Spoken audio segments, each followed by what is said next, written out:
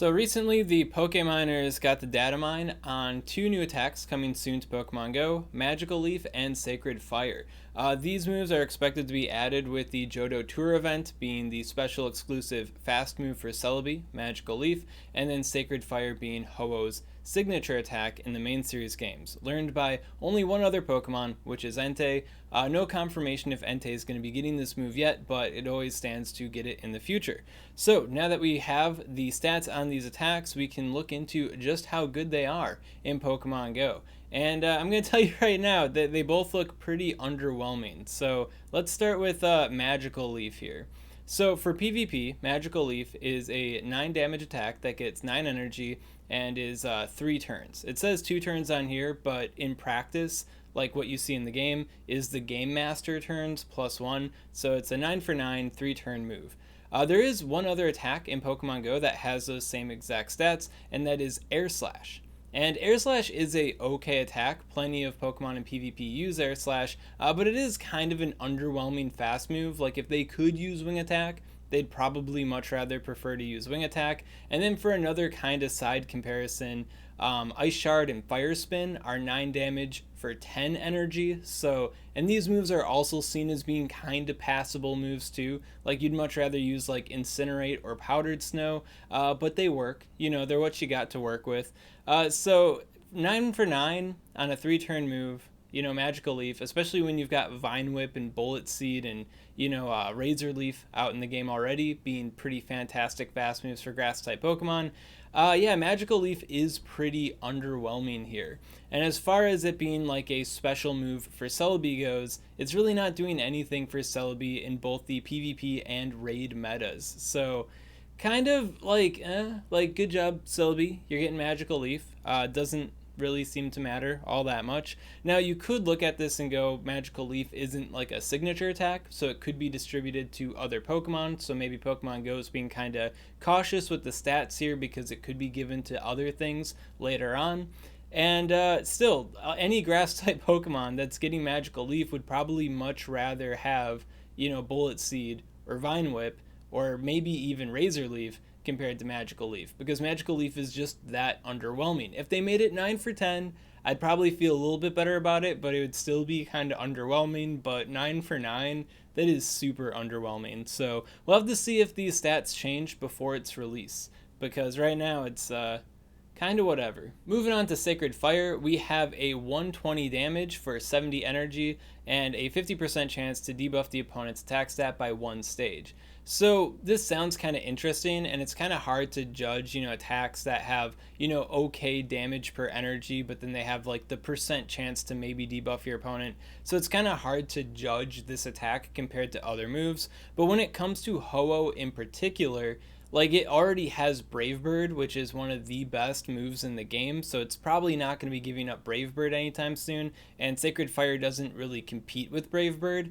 And then you have Earthquake, which is quite literally 120 base damage for 65 energy. So, not including same type attack bonuses, Earthquake is a better move than Sacred Fire. But Ho-Oh is a fire-type Pokemon, so a fire-type using the fire-type attack will be a stronger move in a neutral matchup, and fire and ground-type for Ho-Oh in particular, in the Master League in particular, do have relatively similar coverage, but what move's hitting Dialga for super effective? The cheaper Earthquake or the more expensive Sacred Fire? I don't see a whole lot of use cases right off the bat here for Ho-Oh, because it appears that Sacred Fire is just kind of worse than Earthquake. Now, it does have the chance to debuff the opponent's attack by 1 stage, 50% chance, but for such an expensive attack, you're probably only going to use 1 Sacred Fire, and it's going to come after you've probably already taken a bunch of damage, so it's kind of hard to say how much impact that -1 attack stage is realistically going to have against the opponent that it lands on, if it lands on it, because it's a 50% chance to begin with, where the more consistent Earthquake is just right there. And then to add to the awkwardness here, Ho-Oh uses Incinerate, and Brave Bird is a 55 energy cost, Earthquake is a 65 energy cost, so they actually have some synergy with each other with Incinerate, where you could ramp up to like 100 energy or something, and then throw Brave Bird, throw an Incinerate, and then be able to throw an Earthquake, With Sacred Fire, you'd have to use a whole extra Incinerate to pull off that combo, which is a massive speed drop, massive consistency drop. I mean, if you've used Incinerate before in PvP in Pokemon Go, you know how grueling it is to have to reach that one extra Incinerate to do a thing. So when it comes to synergy with its already existing move pool and with Incinerate, Sacred Fire kind of fails even harder. I think like Sacred Fire is so awkward that they either have to like rework how the move is composed like all together and make it like a completely different attack than what it is right now. But if they want to do like a little light adjustment on Sacred Fire to make it more palatable, if they dropped it to 65 energy cost, I think it'd be perfectly fine then. They could keep it as it is. It would be, better than Earthquake, but Earthquake does have that better coverage. For example, hitting Dialga for super effective damage.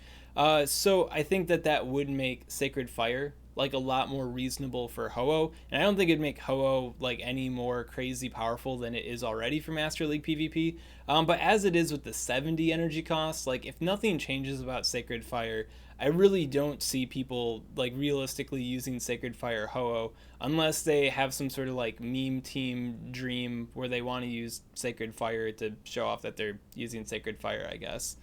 And then when it comes to the raid side of the force, it's 110 damage for 100 energy, which is just kind of pathetic. Like that is super weak. That is like the same stats as Petal Blizzard, Venusaur's fourth most powerful charge move. Like that's just not good.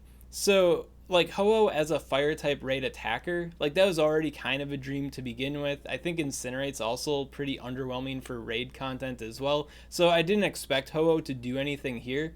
But if Entei were to get this move in the future, this move is just strictly worse than Overheat is.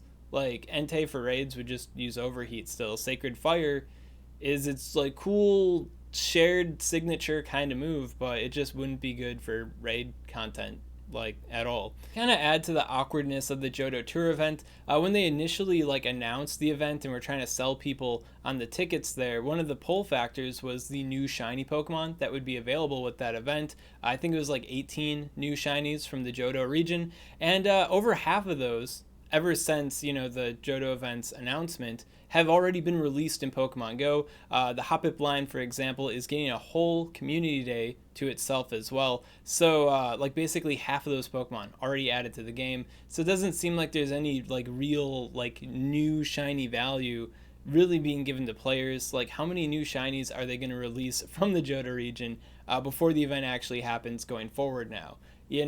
So I mean, back when the Johto Tour event was announced, I was kind of like, this event looks kind of weak, it looks kind of lame. I know it's only like $12 USD or something to that effect, but I think I'll just save my money and let Niantic know that I don't want to pay for their weak events. And it just seems like the event's just getting weaker and weaker ever since the announcement, which is just kind of unfortunate. At any rate, that's all I gotta say about Magical Leaf Sacred Fire and I guess the Johto Tour event. If you got any questions on this content, comment below, let me know what's up, and I'll be happy to help you out. And if you enjoyed this kind of content, you want to see more like it, well, make sure to subscribe to SwagTips.